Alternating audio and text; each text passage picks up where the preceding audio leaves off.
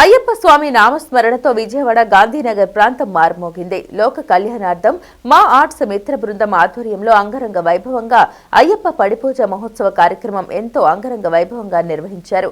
ఎమ్మెల్యేలు గద్దె బోండా, మేయర్ భాగ్యలక్ష్మి సహా పలువురు ప్రజా ప్రతినిధులతో పాటు ప్రముఖులు పూజా కార్యక్రమంలో పాల్గొని మణికంఠుని ఆశీస్సులు అందుకున్నారు. మా ఆర్ట్స్ ఆధ్వర్యంలో వేలాది మంది అయ్యప్ప భక్తులతో బ్రహ్మశ్రీ రామ గురుస్వామి నేతృత్వంలో అయ్యప్ప స్వామి మహాపడి పూజ మరియు భజన కార్యక్రమం ఆదివారం సాయంత్రం అత్యంత కనుల పండుగగా నిర్వహించారు.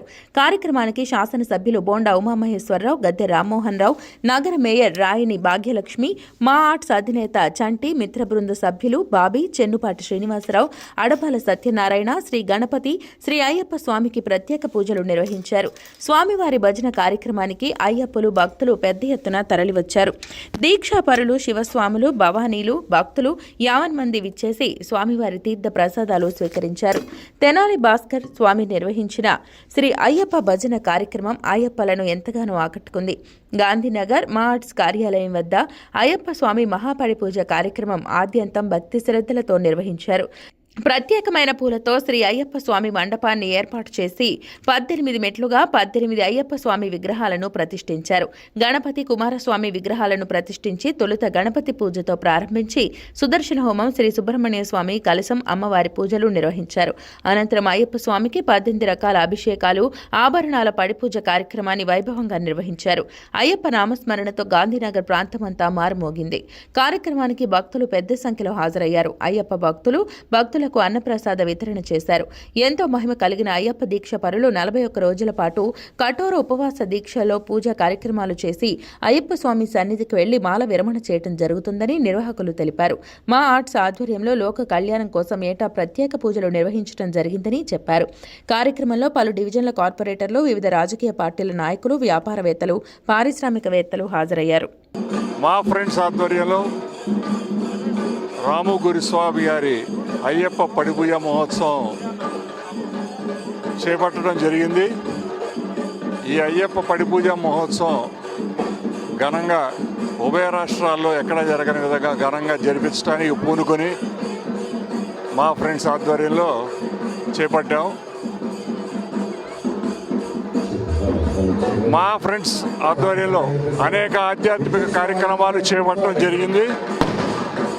వినాయక చవితి కానీ, దసరా ఉత్సవాలు కానీ, ఈ రోజున అయ్యప్ప పడిపూజ మహోత్సవం కానీ చేపట్టాం.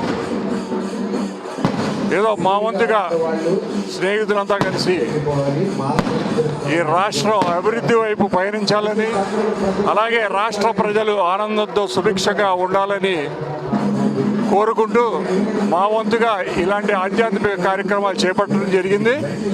ఇలాగే ప్రతి సంవత్సరం కూడా ఇలాంటి ఆధ్యాత్మిక కార్యక్రమాలు చేపడతాం. దానికి విజయవాడ నగర ప్రజలందరూ కూడా ఆహ్వానితులే. విజయవాడలో రాజరాజు జరిగిన మా ఆర్ట్స్ వారి అయ్యప్ప స్వామి వారి పడి పూజా కార్యక్రమం ఎంతో అంగరంగ వైభవంగా జరుగుతుంది.